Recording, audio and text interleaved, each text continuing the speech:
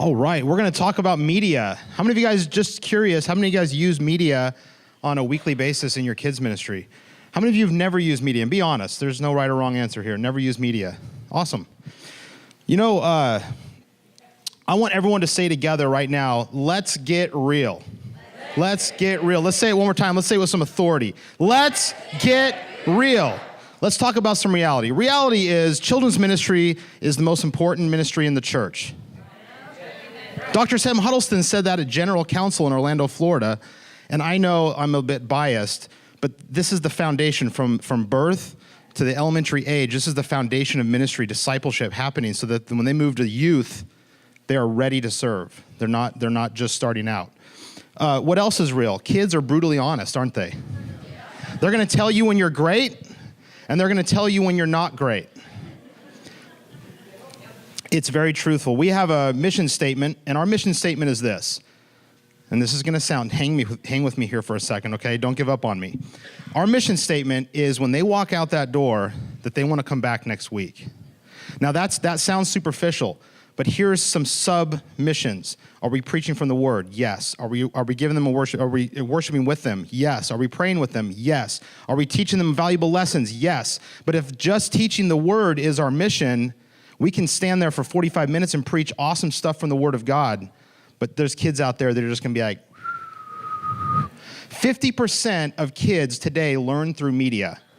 I want to share with you a story about a kid named Lucas. I spent some time working in an elementary school. You guys have a Lucas out there?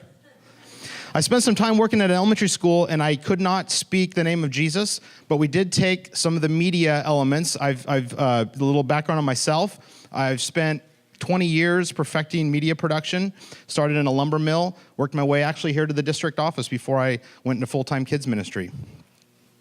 But I spent some time at an elementary school and helping the teachers teach the kids how to make movies based on what they were learning in those classes.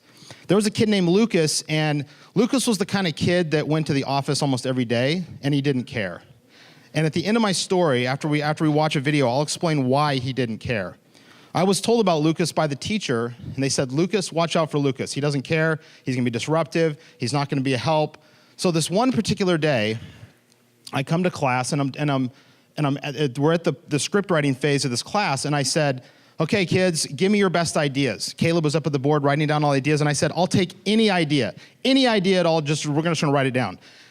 When I came into the class that day, the teacher said, don't take any of Lucas's ideas. He got in trouble. We're not taking his ideas today. And inside I went, no. This may be the last time I'm in this class, but no. So I'm at the front of the class, and sure enough, Lucas raises his hand. And I'm like this. I kind of look at the teacher, and I went, Lucas, what's your idea? And he goes, I think this whole movie is about friends that messed up and built a time machine and went back in time to tell themselves to really pay attention to what the teacher was saying so that they can change the future. And I went like this. That's the idea. That's it. That's what this whole movie's about. That's what this whole movie is about. And I went, I want to go ahead and show you the first minute and a half of this movie. The whole thing's like 10 minutes, 12 minutes long. So let's go ahead and, can we lower the lights down? Is that possible or is that not possible? Never mind.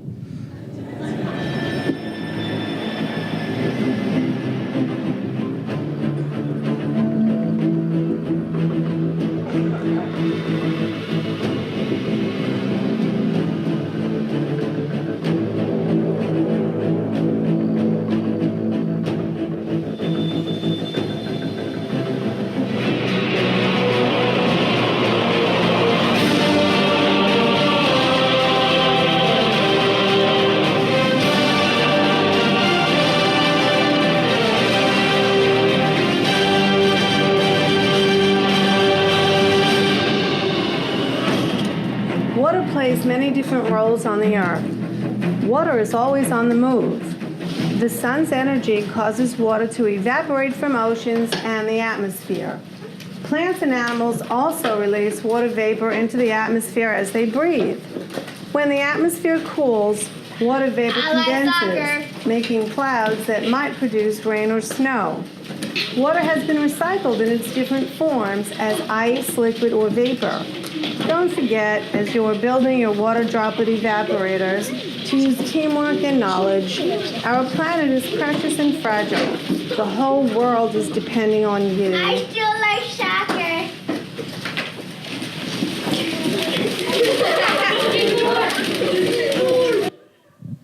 The kid that's highlighted right now, that's Lucas. This entire movie, we used a bunch of ideas, but that kid right there, this whole concept was his idea. The movie progresses, the kids, they travel through time, they appear on the playground. At the very end, they learned everything the teacher was saying. I thought it was very interesting that the kid that was the most disruptive in class wrote a story, or wanted to write a movie about how listening to the teacher is gonna make the world a better place. At the end of the class, the teacher, I don't want to say her name, the teacher said, "I'm so sorry I told you to say that. I think it's phenomenal that Lucas's idea is the one." And so she made it right, and she recognized something in Lucas. Fast forward, we had a film festival where we showed these two movies. There was one from another class as well, and I would like to show this picture.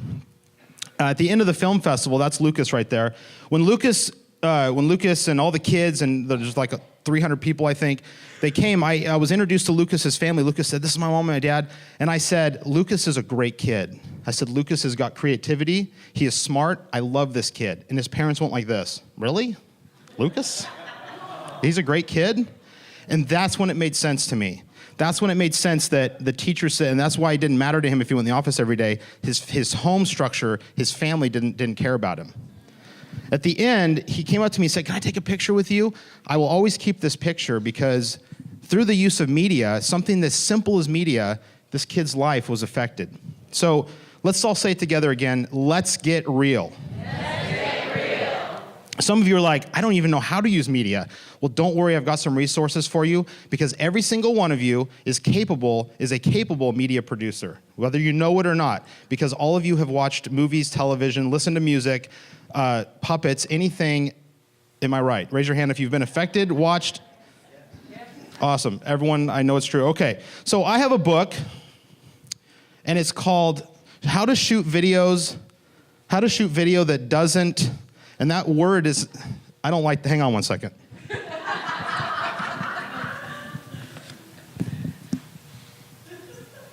There we go. How to shoot video that doesn't stink, right? How many of you guys know you've seen something on TV like Star Wars, or you've seen something you're like, "I would love to show that to the kids, but I can't show that part because it's inappropriate." We learn to censor, we learn to alter and change it, because here's a straight fact. This is something I learned out of a comedy writer's book, and these are very secular, dirty comedy writers, but very successful. We're talking the likes of Steve Martin and guys like that. Take new information and anchor it in knowledge they already have. I want you guys to write this down. Take new information, that's the message from the Lord. That's what you download from the Spirit. And anchor it in knowledge that they already have. If you want to present new information, cement it to something the kids already get and are already attracted to, such as movies, videos. There's a thing called the VAC model. It's how we perceive information: video, audio, visual, auditory, which is hearing, and kinesthetic, which is feeling. And the crazy thing about movies is that they cover all three of those areas. So you guys, some of you with experience know that when you put on a video, the kids can be like, psh, psh, psh, psh, psh, psh. When you put on a video and lower the lights, they're totally focused. Now the video has to be good, has to get their attention, and it has to serve a purpose. Pastor Nikki said it earlier, don't just put a movie on because we failed to prepare, because that's lazy. Now, if you've done that, I've done that. I'm not condemning you. But video has to come on, media has to come alongside something that you're already doing, something that you're already leading in. I found an app, and I want you guys to write this down. In fact, all of you have a comic book right here. Go ahead and pull that comic out. I found an app called Comic Book, and I was kind of thumbing through it one night, and I created one page of this comic in like 5 minutes at 11:30 at night. My wife Sherry was sleeping, and I was like this. On my phone. Sorry, I'm using the comic. On my phone, and I was like, I just created a comic book page using photos from my phone.